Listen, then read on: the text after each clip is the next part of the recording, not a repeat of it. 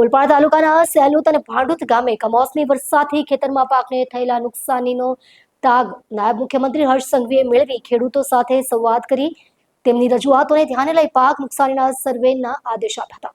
રાજ્યમાં તાજેતરમાં પડેલા કમોસમી વરસાદથી ખેતીના પાકને નુકસાન થયું છે. સુરત જિલ્લામાં પણ કમોસમી ભારે વરસાદના પગલે ખેડૂતોને પાકમાં નુકસાન વેઠવું પડ્યું છે. ત્યારે નાયબ મુખ્યમંત્રી શ્રી હર્ષ સંઘવીએ સુરત જિલ્લાના ઓલપાડ તાલુકાના સેલુત અને ભાંડુત ગામે કમોસમી વરસાદથી ખેતરમાં ઉભા પાકને થયેલા નુકસાનીનો તાગ મેળવ્યો હતો.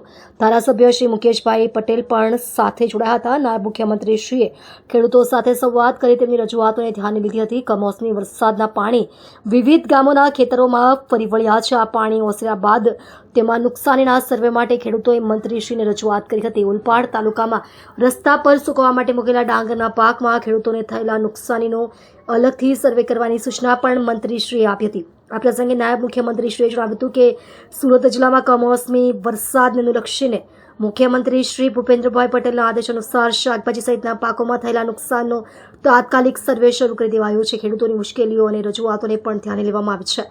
આ મુશ્કેલીના સમયમાં રાજ્ય સરકાર હર હંમેશ ખેડૂતોની પડખે રહી મહત્તમ મદદ કરવાની પ્રતિબદ્ધતા દોહરાવી હતી.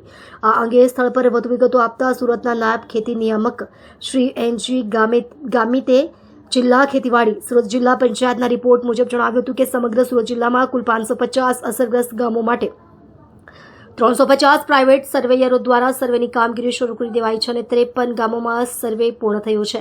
સુરત જિલ્લાના બારડોલી, 84, કામરેજ, મહુવા, માંડવી, માંગરોળ અને ઓલપાડ, પલસાણા, સુરત સિટી અને ઉમરપાડા સહિતના તાલુકાઓ પૈકી અસરગ્રસ્ત વિસ્તાર 19,947 હેક્ટરમાં સૌથી વધુ ડાંગર, ત્યારબાદ મકાઈ, સોયાબીન અને શાકભાજી સહિતના પાકોને નુકસાન થયું છે.